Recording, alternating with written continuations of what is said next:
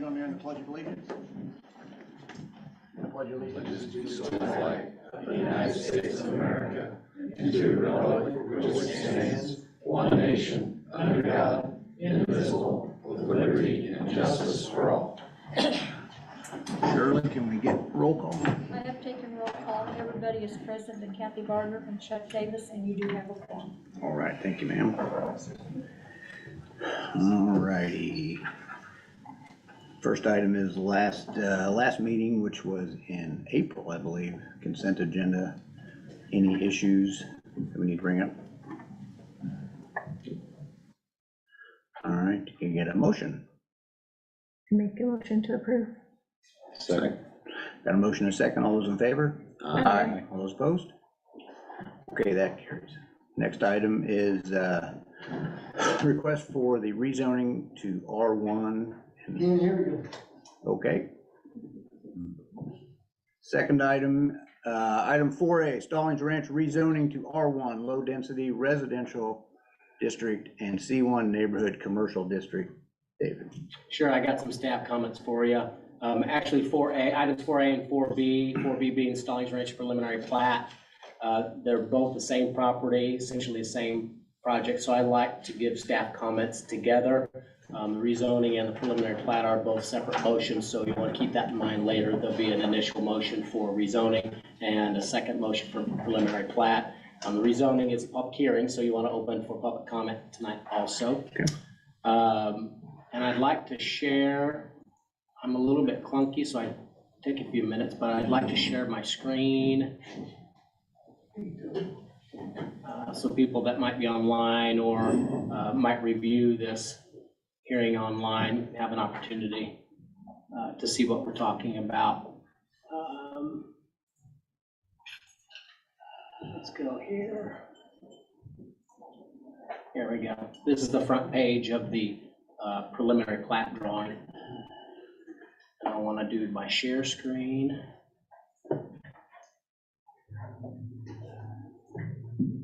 Okay, that should be working. So Tim Harris and Star Acquisitions, the owners of the property, represented here tonight by Ron Calgar with AGC Engineers, and then also Robert De La Fuente with Star Development, proposed to rezone approximately 278 acres at the northwest corner of Nation Road and Northeast 144th Street and or 19th Street, depending on the point of view if you're in the county or if you're in the city limits.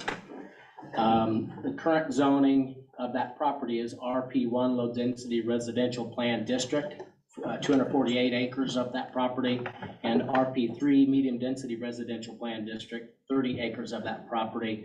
That 30 acres of multifamily is at the northeast corner of that property.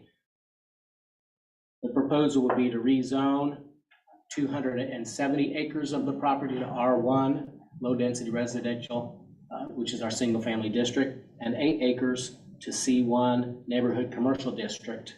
And that 8 acres would be at the very southeast corner of the property at the intersection of 19th Street and Nation Road, where we currently have roundabout under construction.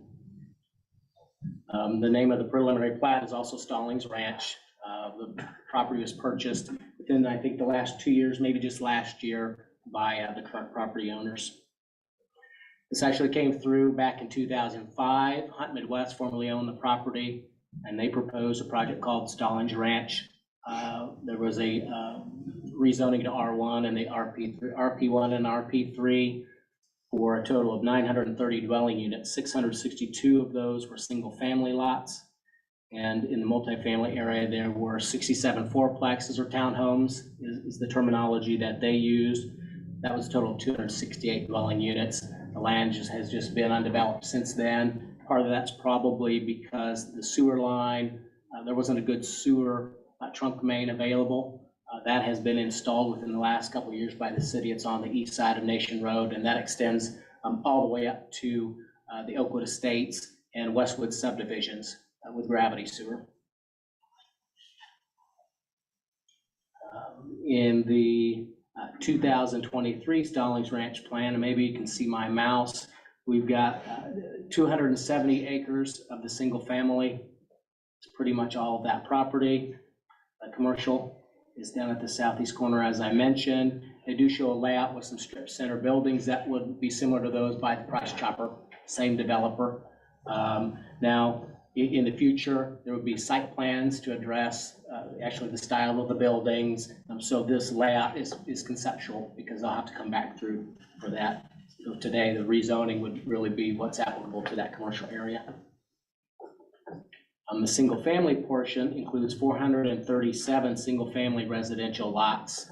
Again, the previous plan had 930 dwelling units, 662 single-family lots, so the number of dwelling units is cut basically in half, a little bit under half. There are also 5 open space tracts where they have detention. There is a floodplain area at the northwest corner of the property. There's a drainage way that runs north and south on the east edge of the or west end of the property. And then there'll be a neighborhood pool, probably a little community building, I assume, in that same property, and that's out towards the Nation Road side in phase 1. At the northeast corner of the property, they show a reserved tract. It's about 16 acres in size. That property is part of where the multifamily zoning area was. That would be rezoned to R1 single family. Uses there would either be some additional single family, could be a school, could be a church. There are a few other permitted uses in the R1 zoning district. If it was to be additional single family residential, then we'd have them come back to you guys with an amended plan up in that corner of the property. The future land use map in our comp plan shows single family and multifamily, which matched the original approval from 2005. The 2004 comp plan, which was in effect at the time that previous plan was approved, anticipated around the interchange would be further south on I-35 around the area of Crossroads Church that's on Petty Road. After that time, we went through a review process and the feds allowed us to move that interchange to the 19th Street location, closer to the 92 highway. There is stormwater. There was a stormwater report submitted, and stormwater detention is required.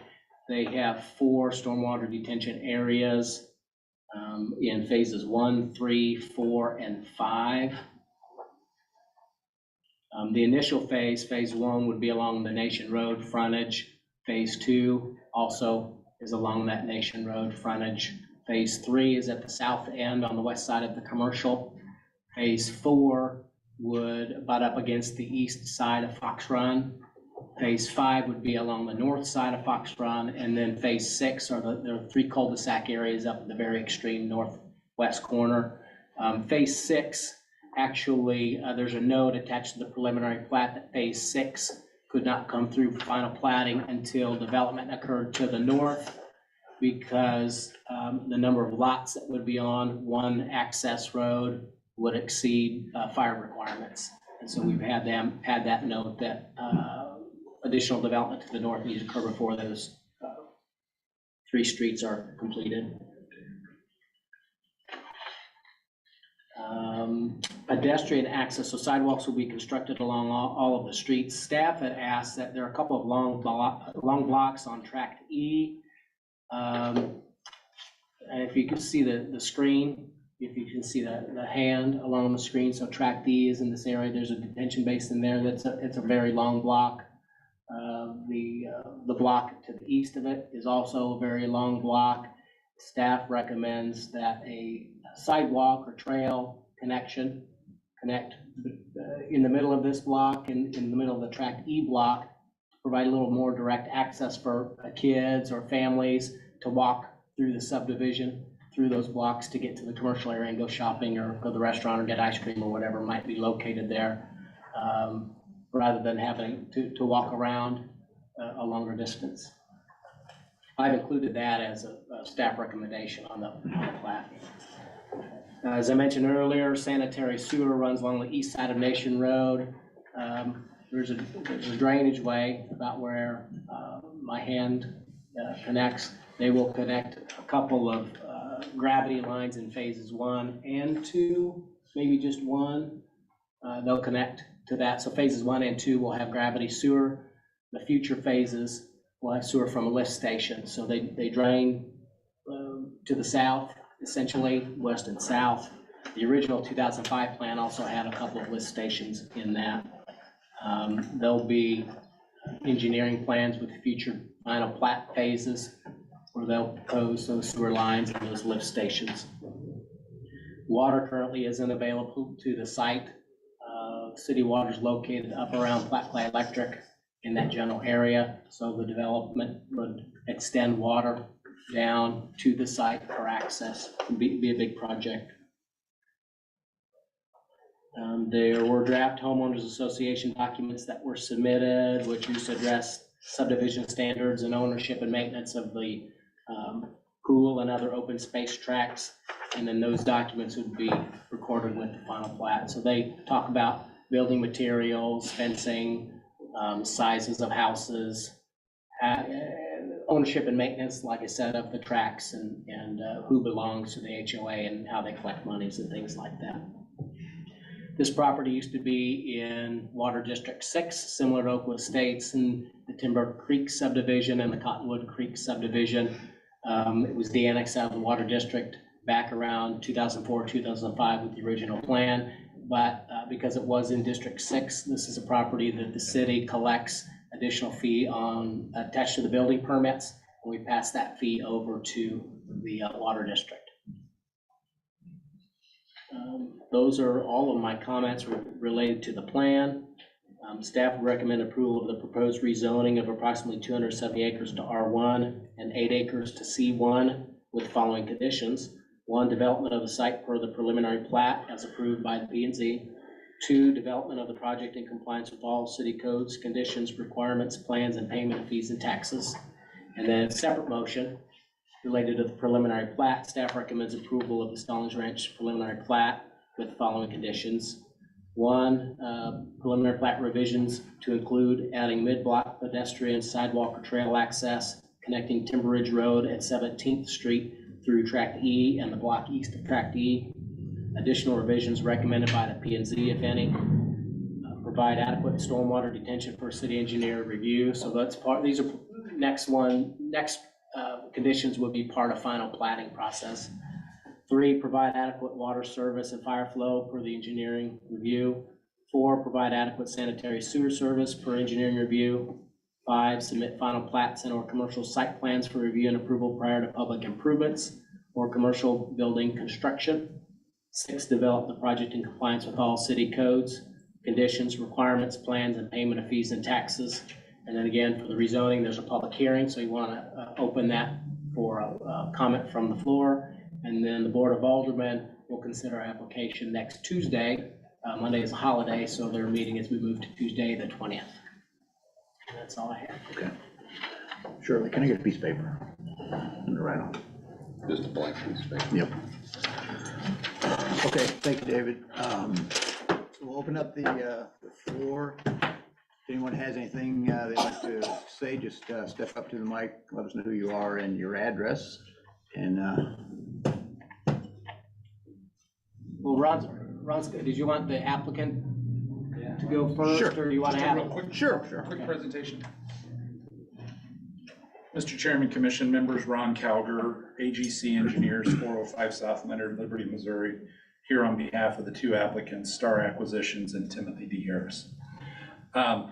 First of all, it's a pleasure not to be from my home office looking at you guys on my monitor. And in the fairness of time, David's done a great job summarizing this, so I'm not going to belabor this. I know that I think that some of the neighbors want to speak, so I'll leave time for them. But there are a couple items that I would like to hit on tonight. As David indicated, there's 2 matters before you, a rezone and a preliminary plat. The rezone, the original Hunt Midwest plan that is the current plan was a single family and multifamily. That was about 930 some odd dwelling units. The proposal before you tonight for our application is actually 437 dwelling units. So that's a reduction of more than 50% in density. And you can see that if you've had an opportunity to see the old original Hunt Midwest plan, then this. I do have it. Yeah. Let me see if I can pull it up.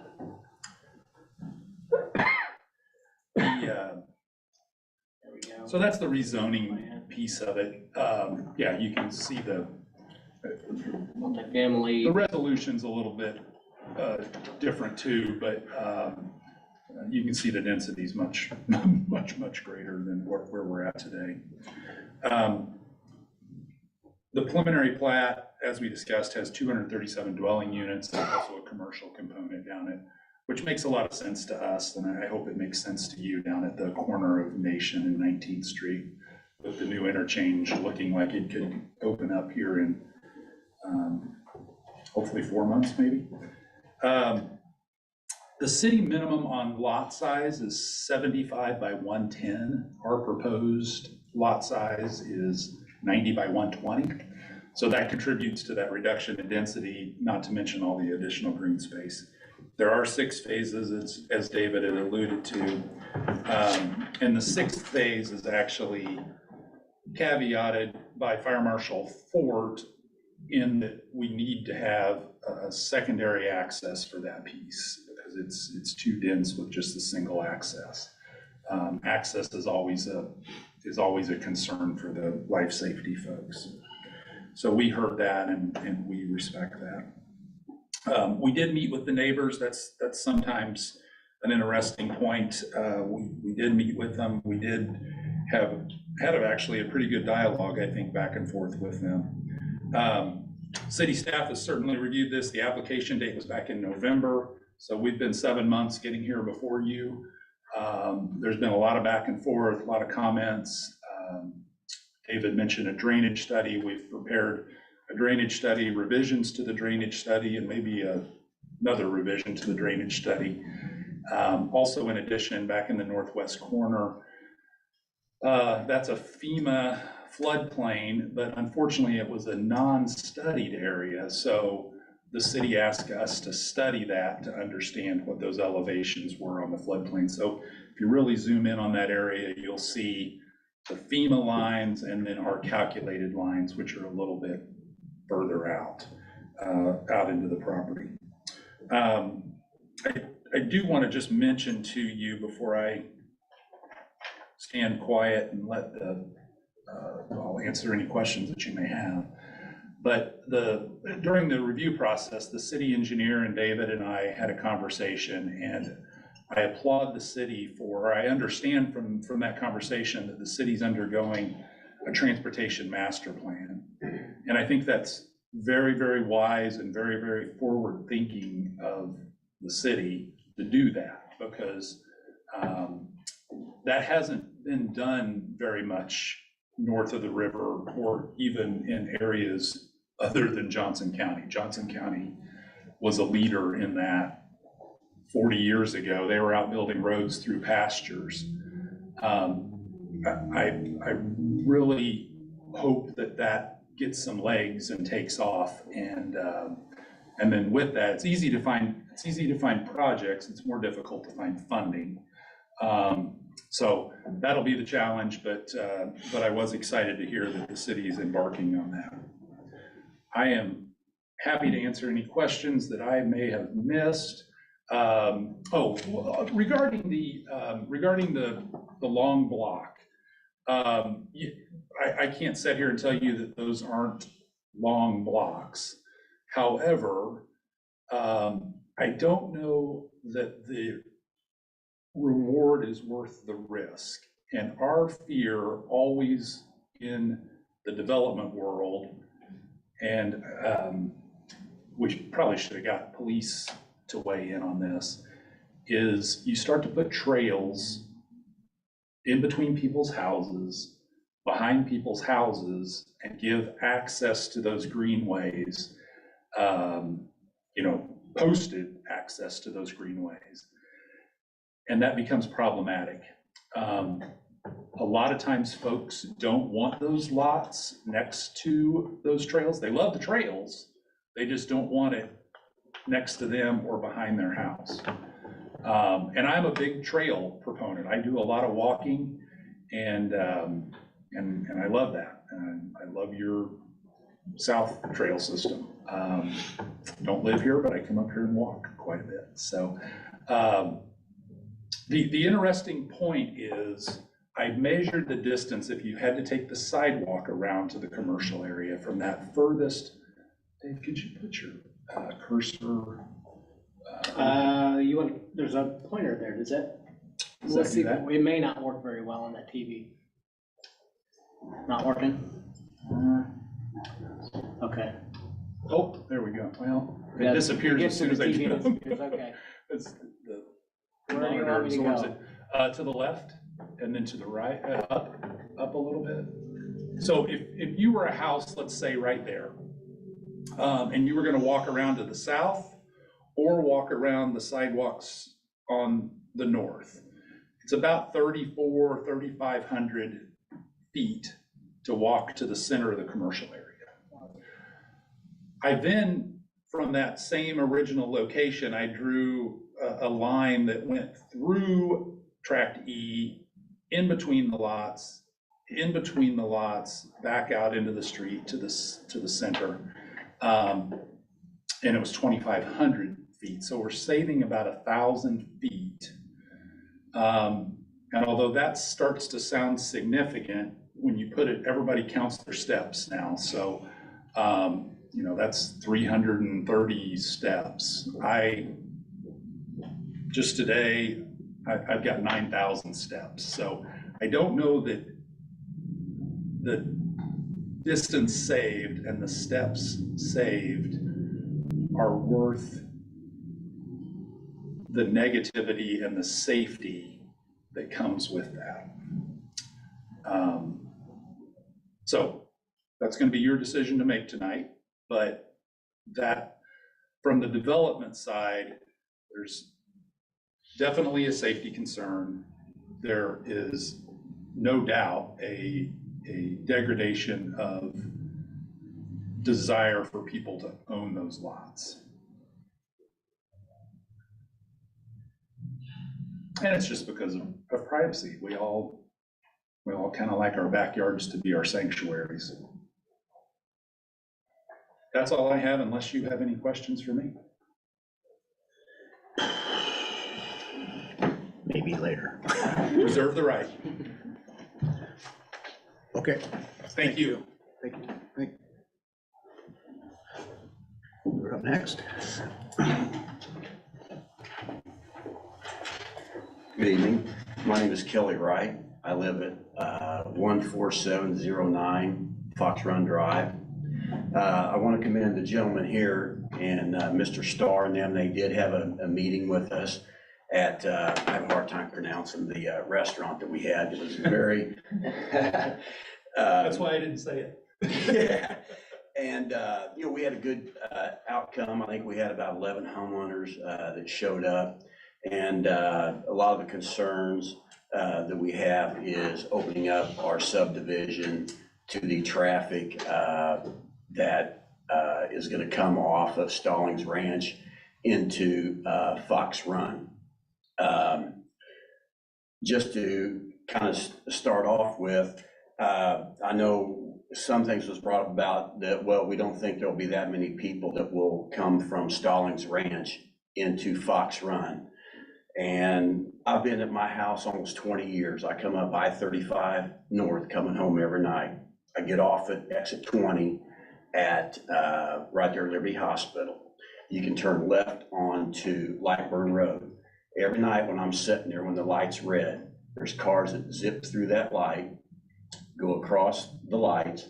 There's a cut through right there where the old blue light over the convenience store is, and cars will cut through there, jump back and go south on 69 and then turn right onto Lightburn. And I think that's the same thing that you're going to see here, because when you look at this map with these homes, I think you're going to see people thinking they can cut through Fox Run on Fox Run Drive or 146 to save time to get over to 144 and not use the roads that are in this development plan. I do appreciate this gentleman, when they gave us the layout, I do like, they were telling us the homes are going to be $600,000 to $1 million, which us that border and Fox Run like that aspect of it compared to the previous Hunt Midwest drawing. So I do appreciate them gentlemen sitting down and talking to us and giving us that part of it. But that's what we're concerned about. I know there's been talk of catastrophic, you know, if everybody needed to get out of Fox Run, could we get out? I just think that, like he says, the risk, we got people that walk in our subdivision. I walk every day, 4 miles every day through our subdivision. My wife walks, there's other people that walk. And we have limited people that are in there. There's 40 lots, you know, and I just think if we open these lots up, you know, you got sidewalks in this new subdivision you're putting in here. We don't have those out in Fox Run. And I think we're gonna see a lot more traffic coming through there. And with more traffic, you know, you could have, you know, more crime or stuff like that. I know my yard's been farmed about 5 or 6 times. I don't know if some of you people are familiar. Some people don't know the word farming, where they drive up in your yard, just tear your yard up. I've had it happen to me 4 times since I've been out there where I live.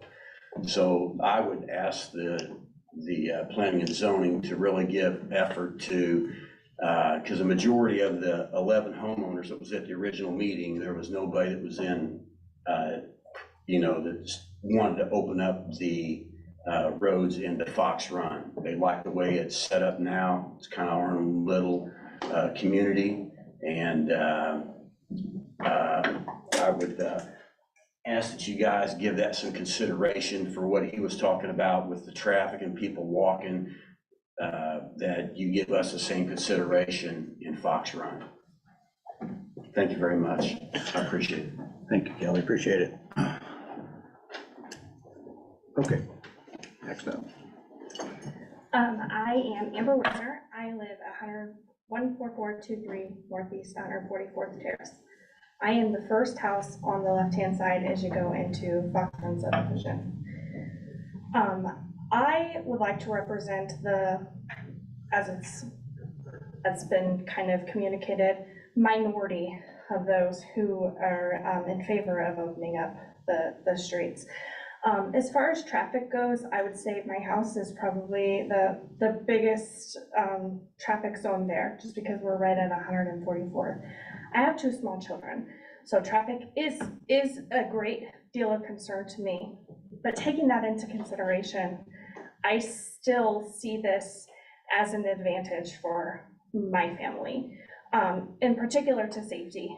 If it was, if you needed to come into our neighborhood to get to my child who was injured, and it was a life or death situation, that extra access, getting there quicker, could mean everything. So to me, the more access, the better, because I want my children I want you to get to them as soon as you can. So that's very important to me. Additionally, this opens up our neighborhood. There's maybe about maybe a fourth that have children living at home, younger children living at home. So these new houses around us opens up the community for my children, places for them to go, friends for them to visit. They can ride their bikes and cut over to these neighborhoods and be with their friends and go get ice cream at the businesses there, or I can walk with them there. Just opening this up, I know there are walkers in our neighborhood for the sake of walking, but this opens up the possibilities for me and my family to have a destination and to enjoy our community together. So I just wanted to present that to you all, that I would love to see these opened up for just the community sense that this is going to bring to my family and those in the neighborhood. So thank you. All right, thank you, Amber. I don't think they signed in. Sir, would you sign your name on this before you speak? Sure. Thank you.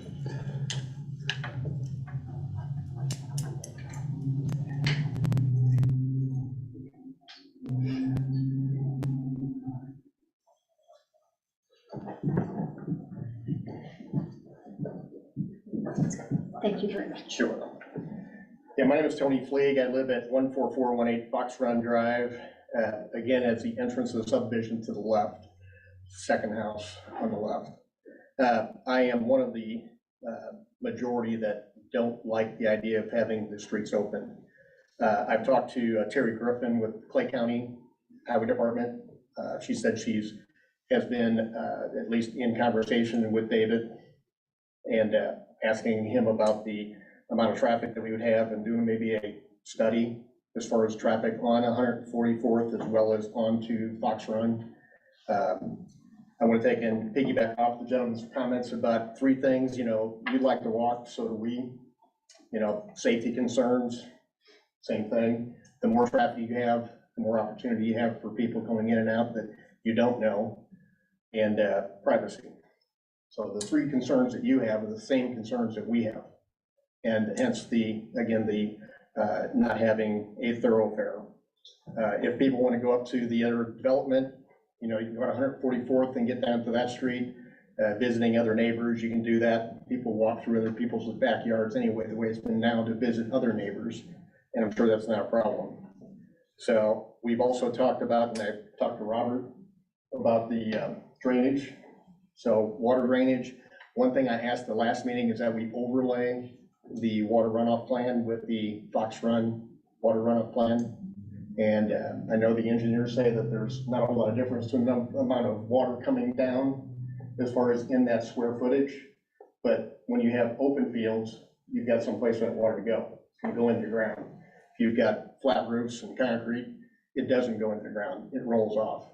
So I just wanna try to see, David, if we've got any way of kind of taking those two plans and putting them together. And then also talked about with Terry about what we would do as far as the amount of traffic coming in. And one of the things I'd like to know as far as the different phases and the dates of the phases. So if you guys have an idea of when the phases would then be brought in, one of the questions we had is that if we are not able to keep those stub outs closed, the heavy traffic and maybe heavy equipment going through the subdivision to be used for development. So like concrete trucks, lumber trucks, whatnot. The streets were just redone about a year ago. And I've been out there 17 years, and it's the first time in 17 years we've had the streets redone. And they look pretty good. And I talked to Terry Griffin, and she said, yeah, that's something she's concerned about as well. And the streets are very narrow. In fact, our HOA doesn't allow people to essentially park on the street because there isn't room for more than one car going each way. And therefore, it's nice when you have people walking because you've got very limited traffic coming through.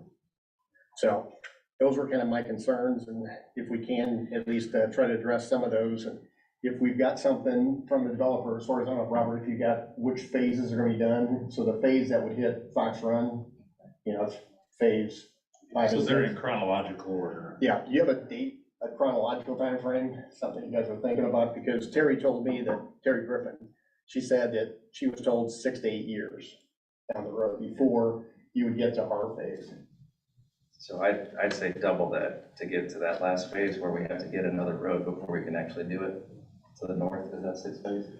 Well, that's 6, but the connections happen in 4 and 5. Right. Here's the fourth phase connection. This is phase 4, and this is phase 5, which would make the connection at the north. So I think we'll do 70 to 100 every 2 years. Okay, so what would that put, Robert, as far as time frame? What's our total parking? Okay, I'll make you guys do some math.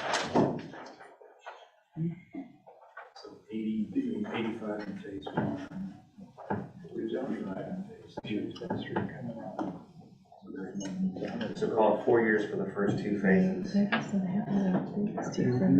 It shows Phase 3, but if you go to this that's one, another 90. Oops. That's another 90. 6 or 7 this years one, before we it get to doesn't come out anymore. That's So probably which close one's to the 7, right one? Yeah, exactly. given the current. Yeah, I am The way definitely they're looking at this resolved. Yeah, one. because. And that's a big crystal ball because. Yeah. Sure, a lot of things If can it change. doesn't, Yes, sir. As far as opening those Right. This stub just outs, gives them as more far as room to with walk. your current plans, will you guys connect up before that year 6, 7? Not till we get over the equipment. Okay, all right. Okay, that's it. All right, thank you. Okay, thank you.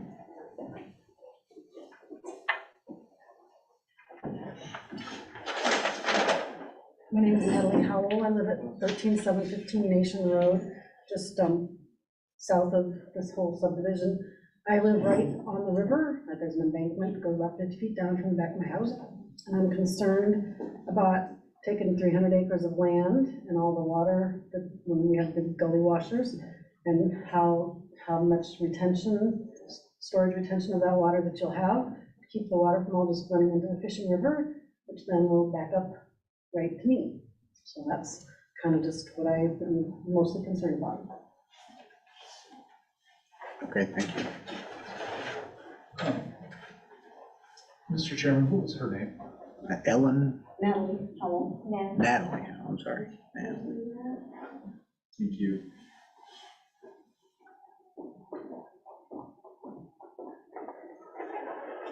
Good evening. Thanks for taking the time out of your day to listen to us. My name is Steve Ray. I live at 14610 Northeast 147th Street in Fox Run. So that's in the very northeast corner of the development. My house across the street from me, let me start over. My north fence line is the Stallings Ranch south side going to the left. Yeah, David's right here. David's got his hand on my lot. waving. Where this phase 5 stub enters Fox Run, he is on the west side. Yeah, I'm on the west side. So that road dead ends there at the property. There's a 36-inch culvert that goes underneath the road there. My neighbor across the street to the west of me, Greg, who isn't here this evening, when we get gully washers, good amounts of rain, and David, I've brought this to your attention, the water comes down off of that whole east hillside, and I'm kind of in the low area. It builds up. My neighbor across the street, it turns into a pond. I have seen the water get so high it breaches the road and comes over on my street, on my lot. So I have a major concern about, since this is all farmland now, when you put concrete in there, what kind of effect that's gonna have on my property. As far as this new plat, Mr. Tower, I am so happy to see this.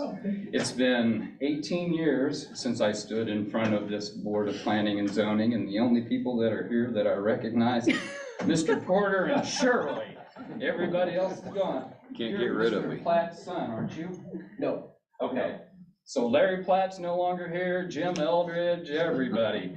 So when the Hunt Midwest plat came in, we were all just, oh my God, you're kidding me. And all we were asking for was some transitional properties, larger lots and all that along the Fox Run development. What you're doing is fantastic. I really appreciate you're in your market area and whatnot, as we've heard, 600,000 minimum whatnot. That's right in line with Fox Run. It's gonna set the west side of the highway, in my opinion, where we are as a prime large home subdivision and whatnot. So being a north of the river boy, growing up in Gladstone, remember when Berry Road was a 152 with no shoulders, I made the right choice of moving up here to Kearney and moving into Fox Run, because I thought at one point in my time, my dad lives on 19th Street, straight across the highway from me. It's about 1.5 miles as a crow flies. It takes me like 15, 20 minutes to go over and see my dad. Now with that overpass in, I'm right there. So wonderful to see that. The concerns that maybe I have a little bit when it comes to properties, and I'm sure my neighbors do, that butt up against your new development.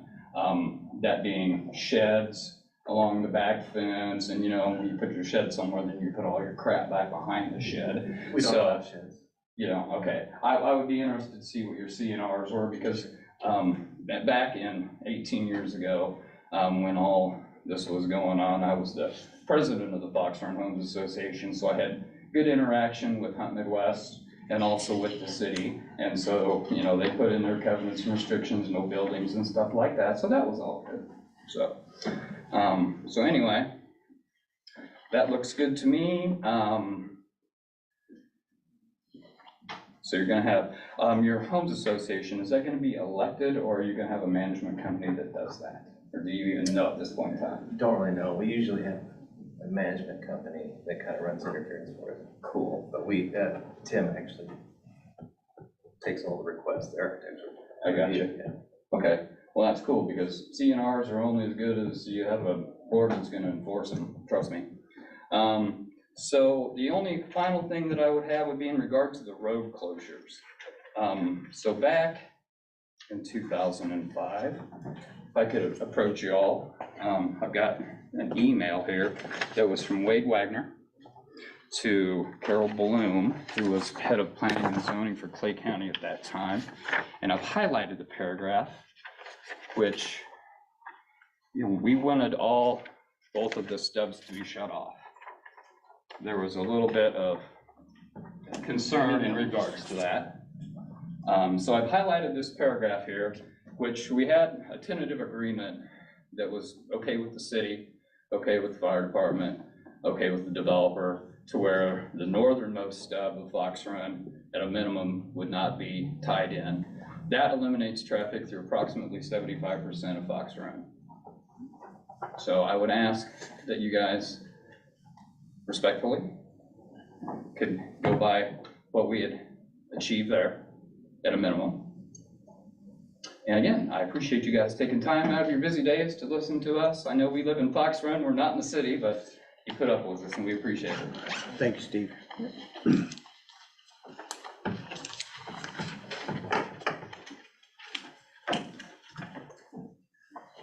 Anyone else? Okay, we'll close the public hearing. Now we have board comments. Do you want me to go first? Sure. Okay, so just a couple things to make sure I know what I'm talking about here. So first of all, this ground, David, it's in the city now? Yes. It was annexed when we did it back in 2005, Yes. right? Fox Run is not in the city, correct? Correct. Okay. The no multifamily in this, I'm sure everybody that lives around there is elated to see that, because just like Ron said about the trails, everybody on this board said we need that, but nobody wants it in their backyard. So I understand that, and it's not my ground to develop, so that's fine. Tracks B, E, and F have retention pond on it, but they also have a lot of excess ground. So what's your thoughts on that? I mean, what are you gonna do with that? So that'll just be open space. Tim is pretty simple. Mr. Chairman, do you want me to come to the?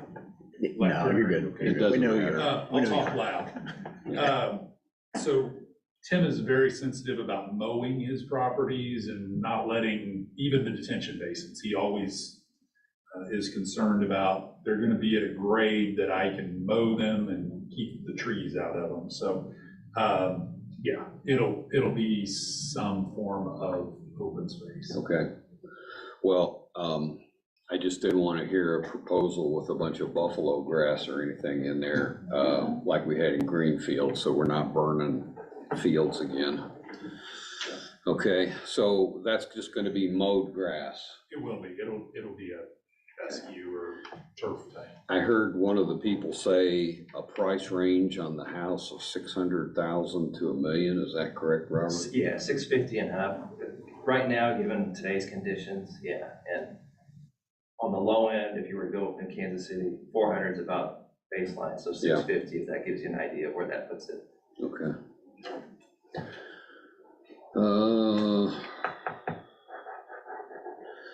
Okay, you've got, what, roughly, did I hear 270 acres of residential, and you only have 8 acres of commercial? Correct. That's great for building houses, but the commercial is what pays the bills around here. Why don't we have more commercial than just 8 acres out of that? That's a very low percentage. Go ahead, Robert. Yeah, I think from Tim's perspective, he thinks most of the commercial is gonna occur along Watson. So it's gonna continue from shops all the way down to There 19th. won't be any houses on Watson Drive, I can guarantee you that. So, but that's where most of the commercial real estate's gonna wanna be. So he's just got a little bit here to serve this neighborhood community. Has there anything been said about this commercial development part, David? We don't have Kathy here to answer, so. What, in this particular project? Yeah, or about the direction of the city, because that, I've got another one on that too, but, I mean. Yeah, I think there are a lot, like Robert said, there's a lot of opportunity along Watson Drive.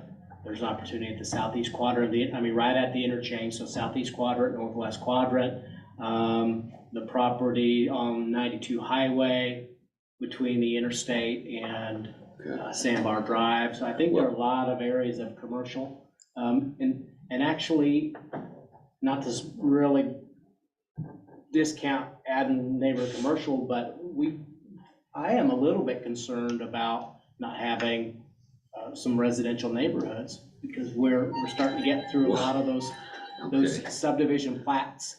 And, Cottonwood Creek was a new plat, it's already done. Westwood up at the north end, we've seen a lot of phases. Greenfields, pretty late in their subdivision. Dovecott's on their last phase. I'm not cheerleading against new subdivisions here, but we all know that houses don't pay the bill at the school district or at the city.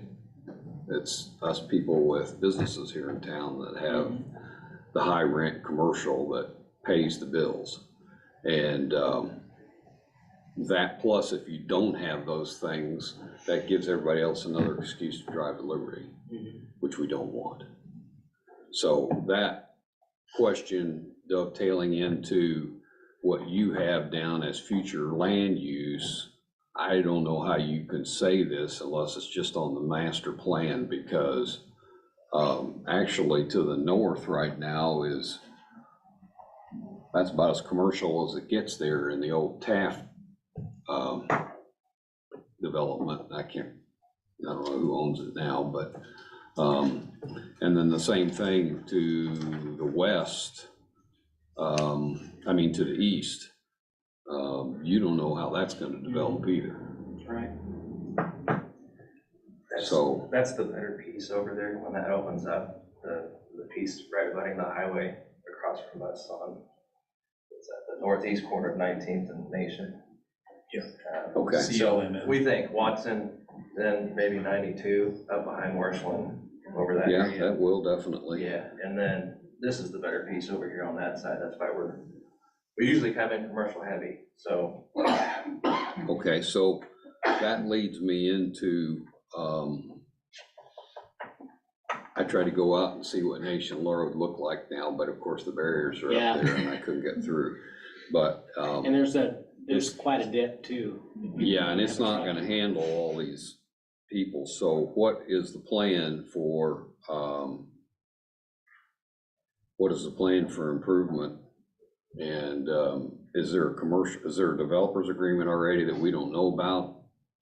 There was one at the old 2005 plan, but that didn't carry on through. They're proposing turn lanes at all of the intersections, and as was mentioned, Ron mentioned earlier, we have a transportation plan that we're working on with our city engineer. That would be 4, did I count that right? 4 turn lanes?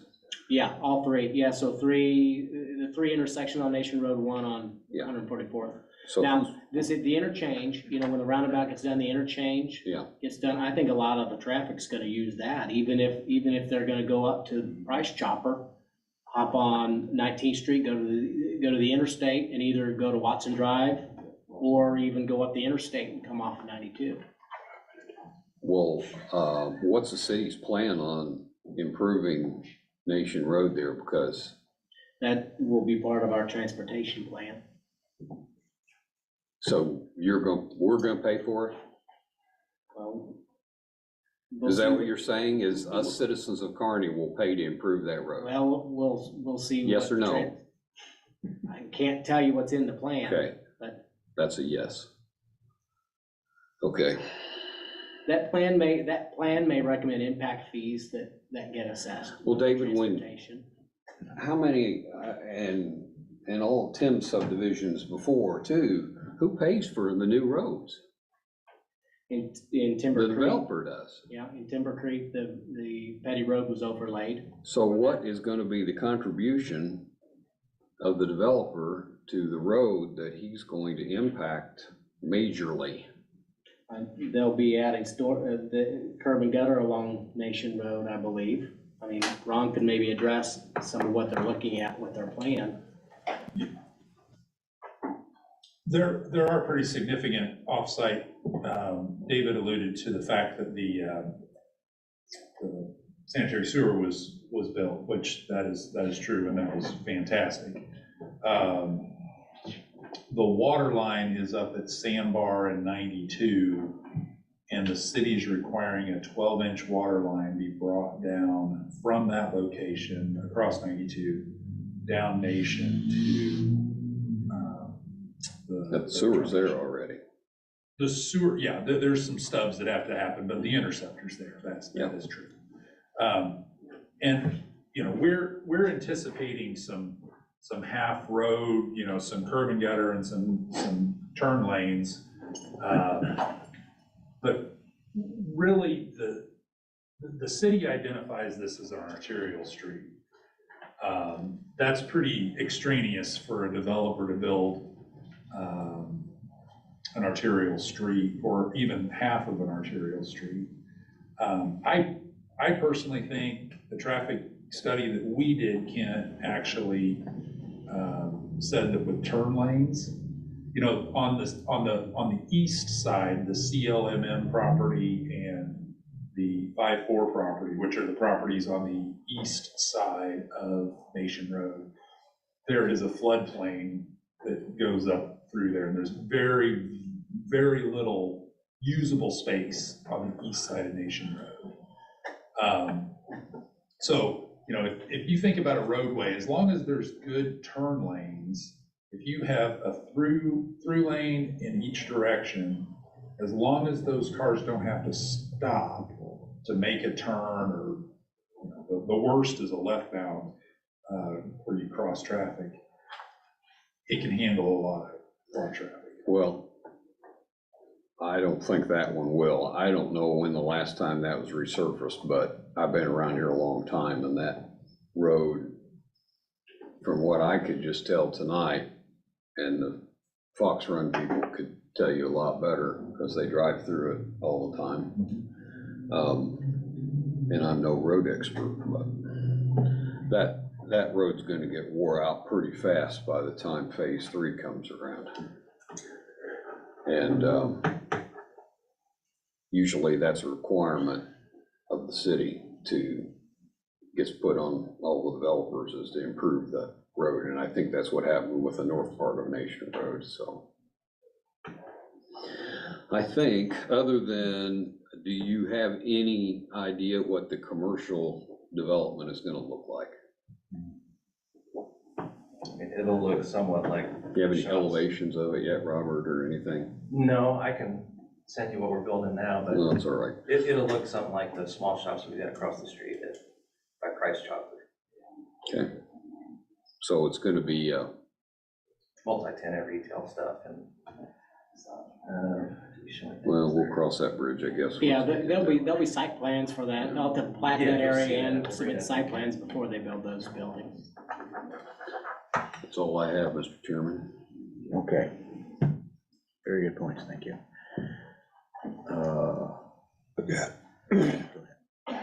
So I'm looking at the rezoning map, and not the one you showed, but the one that's prior to it. Yep, that one right up there. Well, my screen just keeps doing stupid things. Anyway, Yeah, what is sorry, it?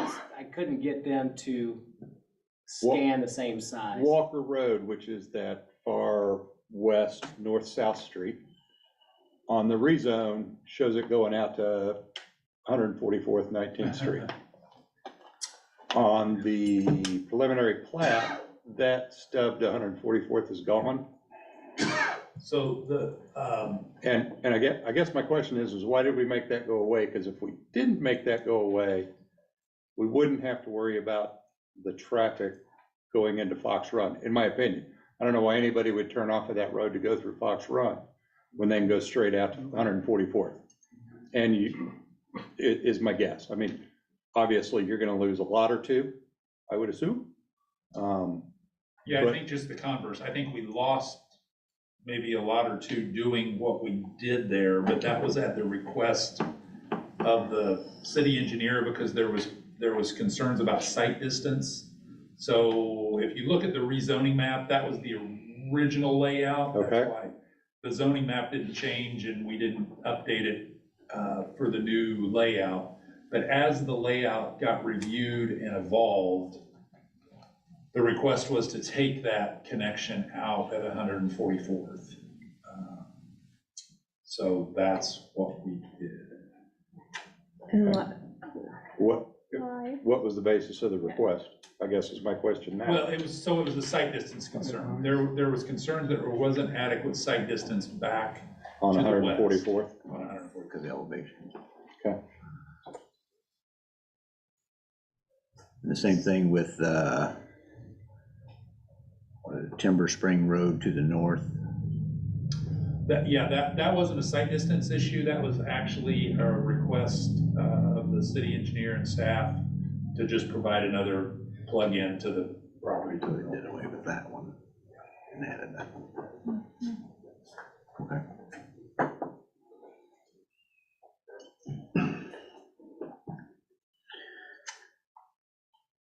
Questions I have, David. Water runoff, I agree that could be a potential issue. And I can't remember which one, Steve, brought up potential runoff study. Has any kind of a study been accomplished on this? Yes, sir. If I may come back to. Sure. So Mr. Ray's, after Dave gets done with his note. Oh. No, you're fine. Move this down a little bit. Yep, and then Even put your zoom in a little hand bit on if you Mr. want. Ray's property. Yep, so the original plan, how's the best? I can't point because this thing, you can't see that on the. You wanna move the here. Why don't you Oh, just move can the I hand drive? around? Give him a hand, literally. That's right. All right, here we go. Okay, so this is Mr. Ray's property, and then I think there was another comment from maybe somebody back in this area, but we'll take this one first. So the drainage study, which we probably don't have a copy of here for you to see, there is a portion of this corner that drains back across this property, does go through an existing culvert, and then it hits a natural ditch back behind here. Long story short, during the review of the storm study, the city engineer said, hey, you're gonna have to put some storm sewer in because we're not gonna let that water come across there. So there's actually, how do I draw here, Dave? Oh, Well, I I tell you don't know, what, comment? you got a utility sheet here, don't you? Yeah. Okay, so see that dark, there's a little, can you hit control for me? Control? Just hold or tap? Just hold it. Oh, hold on, there's a delay. Okay, see that square there? You can let go of it now, thank you. So that square represents a storm inlet. So that's gonna collect stormwater from the back of these lots. It's just the back of these lots and a few houses. I think there's 5 to 6 houses that drain to this. But there's gonna be a storm sewer that gets built in phase 5 that will come over to the detention tract. So that water will be taken care of, better better than it exists now. Control again for me. I do want to point out, there's always a yin and a yang. So there is an area down here that drains to us from Fox Run. So, you know, it's always easy to look at today, but we're not asking Fox Run to put a detention basin in, and nobody was too concerned about it at the county whenever they did it and flowed extra water into the Stallings farm. Is that the box that's one lot south of the street intersection? Yeah, I'd have to, I mean, it's a drainage study exhibit that unfortunately, I have in print. Is that a storm, these are storm lines? Those are storm lines, yes. Yeah, so there's about 6.9 acres in Fox Run. We're not making an issue about it, but it is always interesting to really hear the full story. There's 6.9 acres of Fox Run that drains to us that we have to handle all on our own. That area that we were talking about up by Mr. Ray's property is 5.6 acres. And we're putting in storm sewer to take care of that. So, Chairman Doyle, you asked,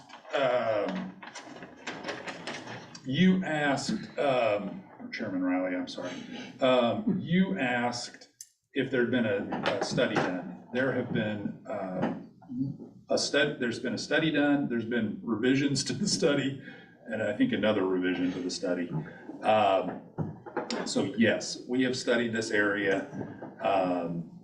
The water, especially now that we're picking up what we'll call Mr. Ray's sub area, there is less than a 2 to 3% increase in flow that comes into that existing channel. When we modeled, the other study that was requested by the city engineer was the FEMA floodplain calculation. When we did that, we actually modeled it like that area was draining into that creek. So the floodplain, I'm waiting for you to move the map, Dave, and I've got the controls. So whenever you see this area here, the black line here is the FEMA from what's called the flood insurance rate map, the FIRM. And that's the black line. The blue lines are what we calculated. So that being said, I know that the treatment plant, you know, this is a difficult area for these homeowners. I actually have a copy of the final plats of Fox Run that show all of those areas being in an existing floodplain back in 1997? 98, I know. That's where it all goes. So, you know, it all comes down through here. Yes, we understand that. Yes, we're sensitive to that. And yes, we observed that in our studies that we did. So, this is a big watershed. I mean, at this point right here, there's over 800 acres that drain to this point. Our area that contributes to it, however, are 26.4 acres to the 800. And we have a big detention basin up above that. So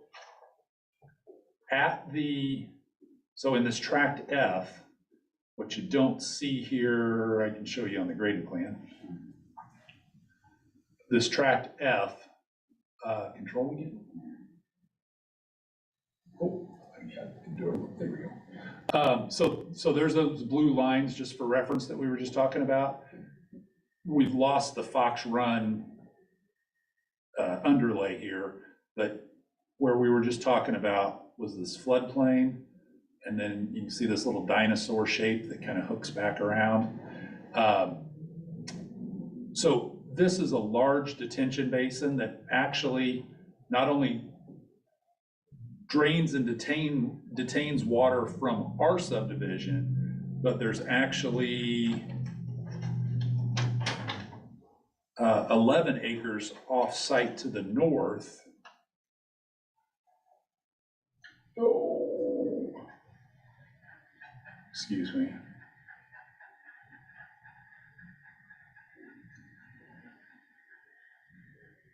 So 11 acres, control. Zoom out, stop trying to move. So 11 acres up here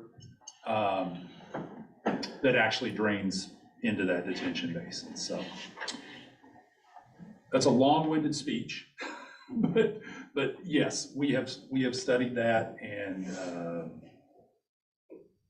the city engineers studied it, and we feel pretty good about it. Okay. And then there'll be final plat later, well, they'll provide calculations Even before more that detention calculations. basin's built, so there'll be additional work done Okay. for that. You have a question for? Got a question as far as one request I made, and I talked to Kip Jones, who's with Clay County Planning and Zoning. And just to be able to overlay, I mean, I get the whole idea that you're gonna get some water, we're gonna get some water, but is there any way you guys taking and kind of handshaking and trying to figure out what our water runoff plan was and how yours affects ours and how ours affects yours? I mean, right now, this is a city development. Clay County doesn't have a dog in this fight. So they're saying it isn't ours, and until somebody approaches them, they don't really get involved.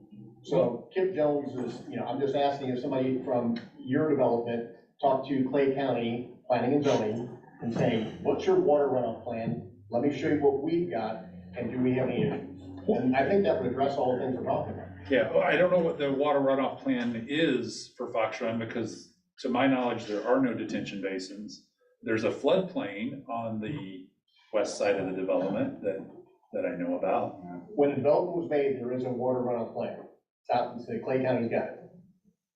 Because I actually received a copy of it.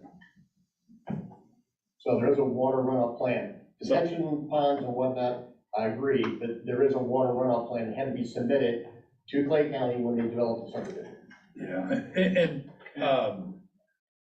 Tony, I'm guessing what that is, and I'm happy to, in fact, if you've got it, will you send it to Robert so that? Yeah, I'll see if I can, and I got it, but it's a piece of paper like this big that I had. Sure. It's one of those things that I can talk to Kip too. If you have that, we've got a large scanner here in the building. If you can bring it in, we can scan it and get it sent to Ron. Oh, you just have it in paper? I just have it in paper, yeah. Oh, okay, yeah, David will scan that, and then we can all have it electronically, and I that'd can be good call for. Kip too and ask him for the water runoff plan as well for Fox Run. He probably has it electronically, which would be a lot easier, and I can shoot that over to you guys. Yeah. That's what I'm really asking. I think that would solve a lot of the issues, at least answer some of the questions.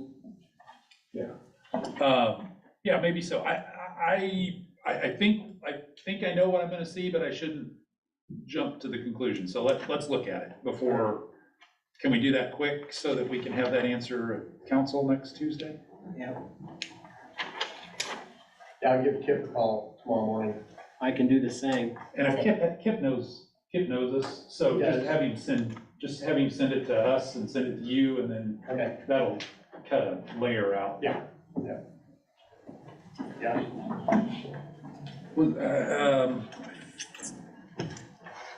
Kind of think that was there. There was a discussion maybe about construction traffic. There again, this doesn't happen until, the connections to Fox Run don't happen until 4th and 5th phases.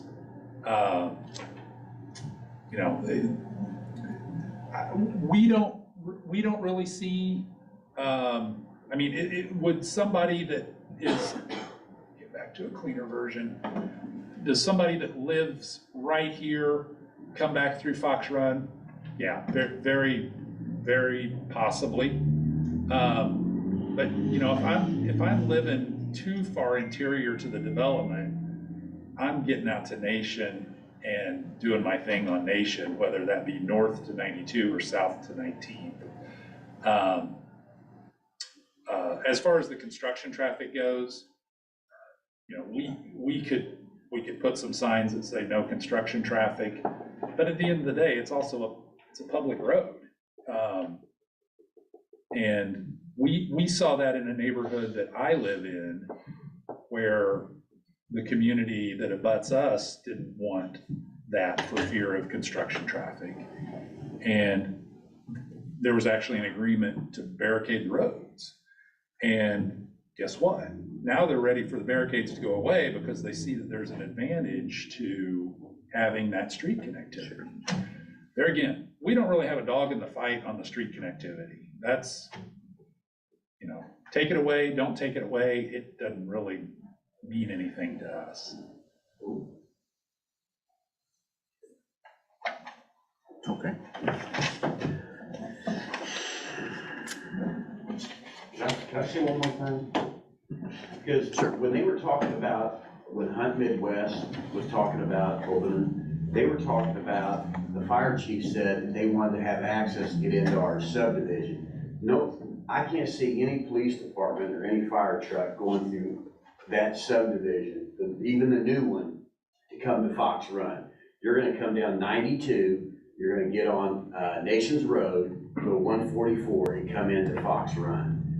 I can't see any, because you got children playing in there, you got cars maybe parked on the road. They're not gonna wanna come through there to come out to Fox Run. Or you're gonna have 3319, the new overpass coming over. Okay. Hopefully they get a fire station on our side.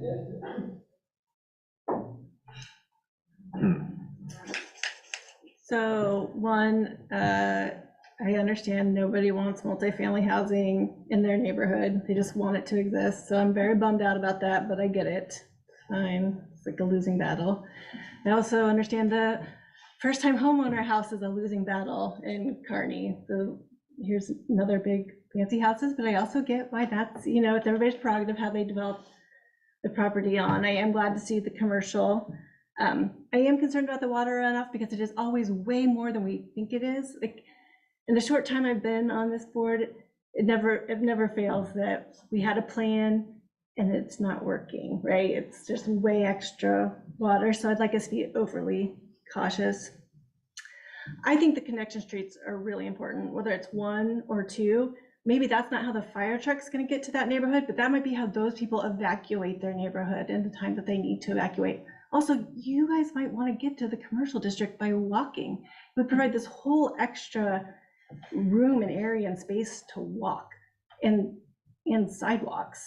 I wish every community we developed had sidewalks. You guys are obviously outside the city, so not having sidewalks is, you know, that's your prerogative, but I think I would feel comfortable with at least one addition. I'm very bummed that we can't have one more connection to 19th Street.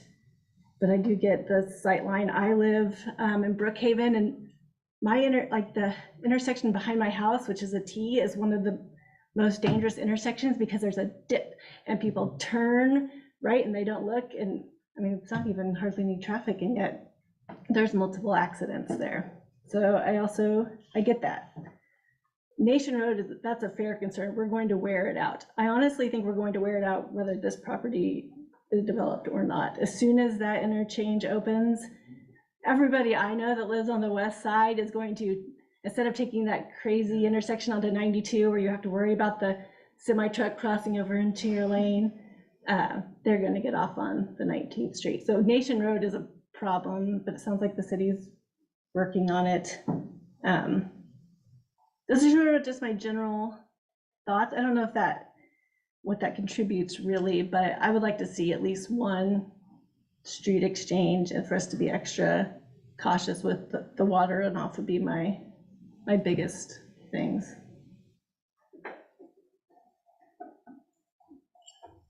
All right.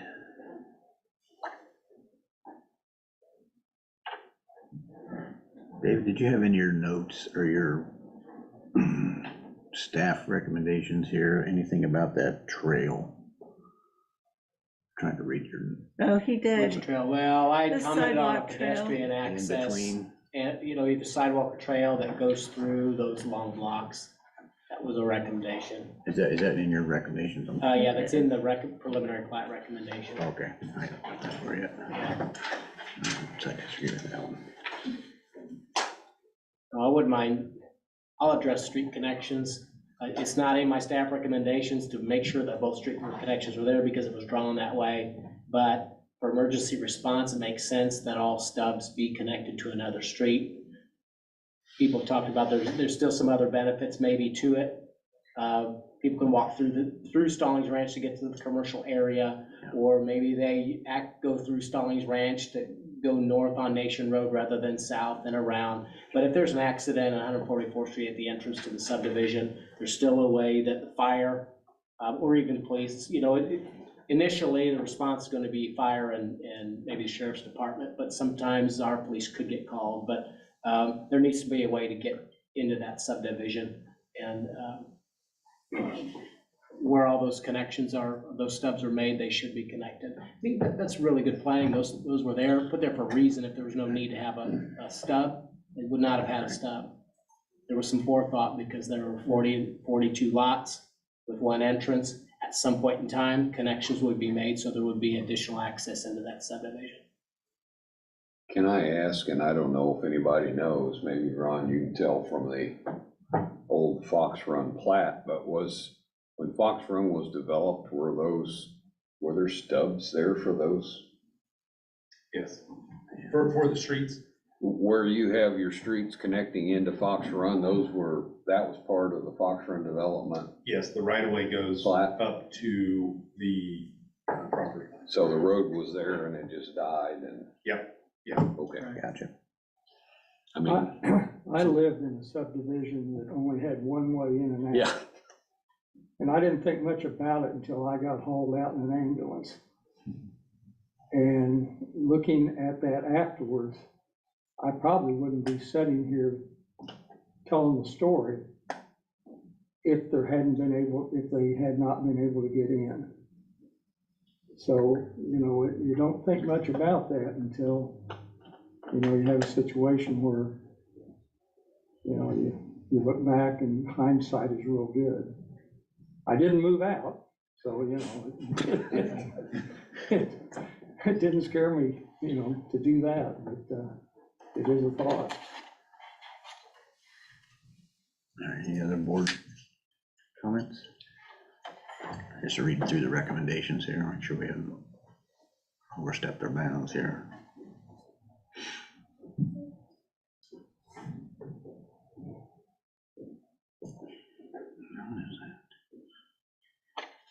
You do have in the rezoning, David, the mid-block trail.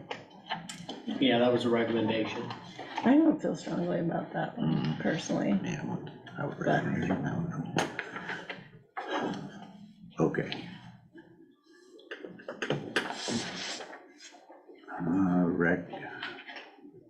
Recommendation for a vote here. Entertain a motion. Could I make one quick little comment? Sure. I know I'm breaking the code, and I apologize. That's right. So Kuchera owned the entire area, which is Fox Run. He was the initial developer. He owned all that property.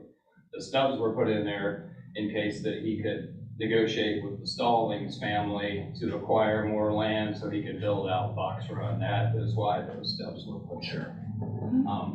And his final thing, won't say anything more, as I presented you with the email and all that from way back in 2005, where, if you want to bring one in, a connection in, okay, just do the south one, not the north one, so it eliminates traffic through 75% of Fox Run, and that was kind of agreed to way back then. That's all I think. Thank you very much. It wasn't agreed to back then. Right, it's just someone wrote an email, I can tell. Gotcha. Question to you though, David. If we approve recommendations, say minus the sidewalk trail, depending on how we do this, that the way this is drawn with the two inlets, that's not up for, right? We don't need to include that because it's just part of the Right, plat. it's drawn that way. Okay. Right. I'm gonna make a motion that. If I can interject, Yes. remember there are two different motions, so, there'll be one for the rezoning. Just the basic reason. Right, Oh, and that's then, the easy one. and then afterwards, Right. then do another motion that would cover the preliminary plat. Then I make a motion to approve the rezoning part with staff recommendations. Minus. No, that's the second part, isn't it? Yeah. Okay, Right, I'm checking now. yeah. So make sure I'm reading that correctly. Okay. Second. I have a motion and a second. All those in favor? Aye. All those opposed? That motion carries. All right, David, since you did the first, or read pretty much everything we needed to know for the final plat, or preliminary plat, I'm sorry. Preliminary plat of Fox Run. Is there any more board comments regarding?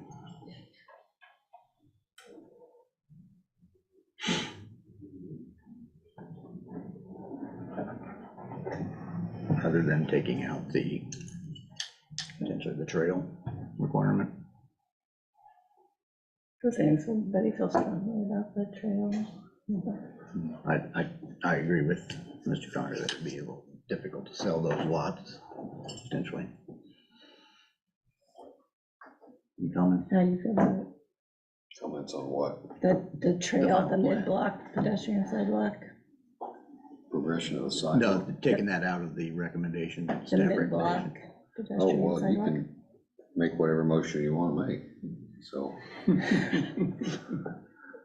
I'm just doing comments. You can add one if you want. Well, I don't Right. want to add one. I was Make just it curious how 31. you feel about it, because I value your opinion. You should have good insight. Do you think that trail's important? If, when Jerry Barr had that subdivision developed, and if he had the architect or the land planner, I guess it wasn't you, put those stubs in there, but now. No, not the stubs. So the city's made a recommendation that there be a trail that goes through this new subdivision to the That commercial track. district. In between the lots and Yeah. behind the I lots. don't, where's that? I didn't see that in here anywhere. It's on It's not drawn. It's not drawn. preliminary But plat. that's not item- in the, Item 1A, or one, on the preliminary It's plat. in the dot. Yeah, preliminary I- plat recommendation. It's right there, 1A, ish. okay, mid-block pedestrian sign. Oh, yeah. Yeah, I don't see it I either. wouldn't want people walking behind my house either. Yeah. All right, okay, no more comments. I recommend entertain a motion. I make a motion to approve the Stalling Ranch preliminary plat with staff recommendations minus the mid-block pedestrian sidewalk trail access. Comments or staff recommend, staff conditions 2 through 6, not number 1. Oh, yeah, there, Yes, what David said. minus recommendation 1. Yeah, minus my recommendation 1. Second. I have a motion and a second. All those in favor? Aye. All those opposed? Motion carries. All right, next item is old business. Any old business, David? No. Nope. Okay. And enclosures, got the monthly permit. I've seen that, no issues there. I have one thing I want to bring up to everybody, and it doesn't really have much to do with anything that we can do, since Kathy's not here. She's really one that, but I got a call from a longtime Kearney, Clay County resident, Chris Wilkerson. And he has requested that the roundabout, and I don't think it's this one, I think it's the one midway down in That one, right? where am I here? 35 and the new one, the new interchange? This is turned around, but Yeah, that one you see on the left is the mid-block halfway between Nation Road and I-35. well, all this ground to the north was probably his great-grandfather's. And there was a little bit they owned here on the other side too, that they gave to the city. They just deeded it over for right of way. And he was asking that that circle be named Wilkerson Circle. I don't see why that wouldn't be a good idea. I mean, we don't. Sure. He said he'd even maintain it, so. That sounds like a deal to me. David, that's more in your court. And I know Chris will do it too. Yeah, it's kind of a board deal. Yeah. So anyway, that's just, something to add to the minutes, so maybe Kathy will read it. I don't know. But anyway. That's a for good the idea. good of Very the good idea. society. Very good idea. I do want to Yes. announcement about next month's meeting was moved to Wednesday, July 19th. Just a reminder to you. Where's that on my calendar, because I thought I made a mistake. July 19th, 6:30. Any comments? Motion to adjourn?